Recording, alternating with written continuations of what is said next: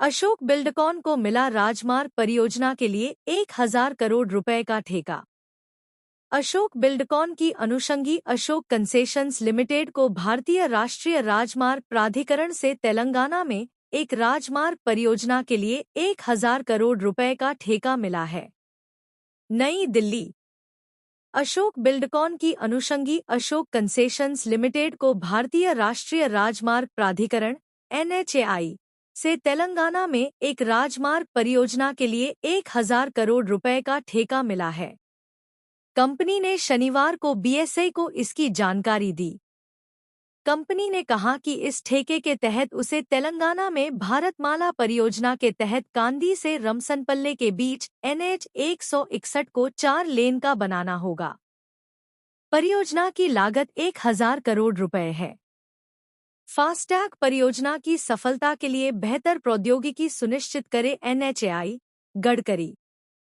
केंद्रीय मंत्री नितिन गडकरी ने बीते बुधवार को भारतीय राष्ट्रीय राजमार्ग प्राधिकरण (NHAI) को फास्टैग की सफलता के लिए बेहतर प्रौद्योगिकी का उपयोग सुनिश्चित करने को कहा है। सड़क परिवहन, राजमार्ग और सूक्ष्म लघु एवं मझोले उद्यम (MSME) मंत्री गडकरी ने फास्टैग परियोजना की समीक्षा के दौरान यह निर्देश दिया। सड़क परिवहन एवं राजमार्ग मंत्रालय की महत्वपूर्ण योजना नेशनल फास्टैग रेडियो फ्रीक्वेंसी पहचान टैग है। यह टैग गाड़ियों के आगे के शीशे पर लगा होता है।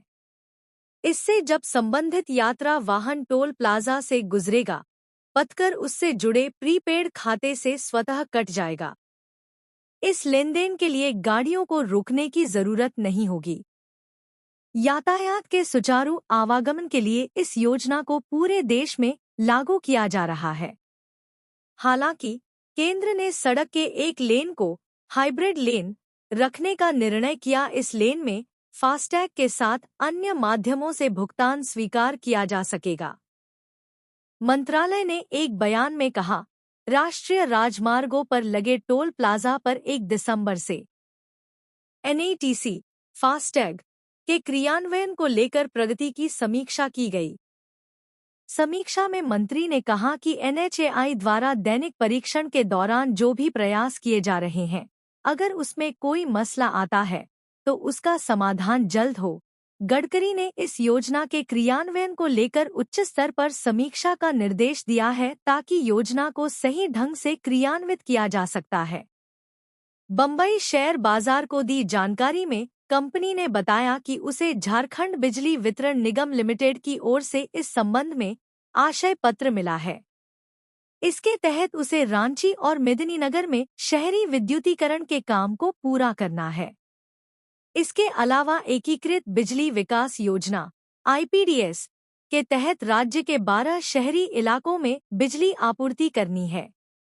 IPDS भारत सरकार की प्रमुख योजना है जिसे बिजली मंत्रालय लागू कर रहा है। इसे पावर फाइनेंस कॉरपोरेशन वित्त पोषित कर रहा है।